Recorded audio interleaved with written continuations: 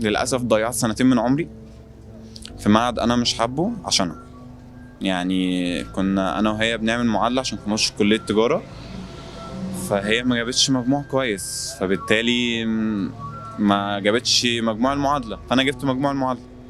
يعني انت ما دخلتش الكليه اللي انت عايزها عشان دخلت معاها معهد عشان بس اكون جنبها ومعاها، وهي ما كانتش عايزه تكمل تعليم، قلت لها لازم تكملي عشان انا عايزك تكوني احسن وعايز اشوفك ناجحه. كذا حد غلطني في نقطه انك سبت مستقبلك عشانها، عشان بنت. ساعتها انا ما كنتش بفكر في اي حاجه ان انا اكون معاها. يعني انت اصلا وقتها استشرت ناس؟ قلت لهم اكمل ولا لا. كذا حد قال لي طالما بتحبها هتكونوا مع بعض، وانا دايما كنت بقول لها اللي عايز يبقى ناجح بيكون ناجح في اي مكان، مش شرط الكليه وده كله. بس انا كنت داخل الكليه عشان المعهد ده اصلا عشانها، ما كانش بالنسبه لي ان انا انجح فيه او مش انجح، المهم ان انا كنت اكون معاها. كانت وهي معايا اول لما دخلنا كان الموضوع كويس وفرحت قوي وان انا معاها وكده. بعد كده ابتديت تتحجج باعذار. عرسان بتجيلها اول مره قالت لي في عريس متقدم لي وانا موافقه عليه موافقه عليه؟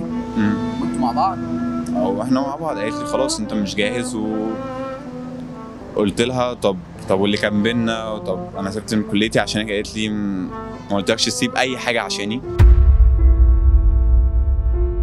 وفي الاخر هي ما كملتش وخرجت من المعهد، فانا قلت انا هقعد اعمل ايه.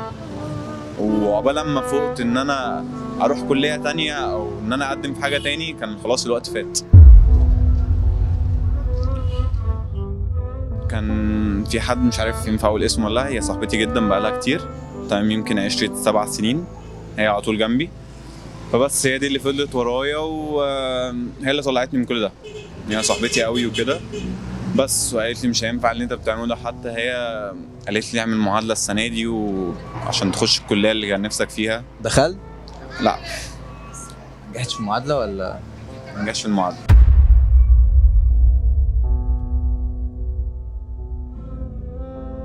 دي دمرت مستقبلك يعني. دي ضيعت سنين كتير قوي. يعني انا فايد 4 سنين من حياتي، سنتين كنت في المعهد وسنتين تانيين متاخر على عيد سنه، فاللي هو في 4 سنين من عمري طايرين لغايه دلوقتي لسه ما دخلتش كليه، ولسه حتى مش عارف لغايه دلوقتي انا طريقي ازاي. يعني انا لغايه دلوقتي مش عارف اعمل ايه. كل ده عشان بني ادم، شخص.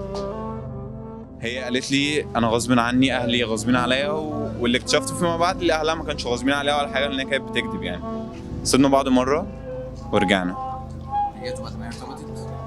لا، هي رفضت العريس. فرجعت لي وبعد كده رجعنا تاني، تمام، وسابتني تاني برضو لاعذار، بتخلق اعذار من ولا شيء. بعد كده اخر مره سابتني وراحت خطبت على طول. هي انت كنت بالنسبه لها ايه يعني؟ مش فاهم. هو انا كانت بتقول حاجات كتير والله. يعني انا لغايه دلوقتي فاكر كلامنا، فاكر حتى التواريخ اللي احنا كنا اتقابلنا فيها، واول مره قالت لي بحبك، واول مره نزلنا مع بعض ديت. فاكر كل حاجه، مش فاهم ايه اللي حصل. طبعا اثر على حياتي واثر على دراستي كان كل مره تسيبك كنت بتحس بايه؟ كان في حاجه بتوجعني كده، لدرجه ان انا فتره كده كان بيغمى عليا كتير ايه؟ بيغمى عليا كتير، ويعني دخلت في حاله نفسيه.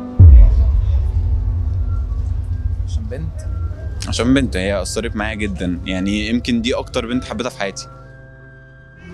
وعايز اقول لك بجد ان انا يعني دي اكتر حد كنت محافظ عليه في حياتي، اللي هو مرعوب ان هو تضيع مني او تمشي او اي حاجه تحصل.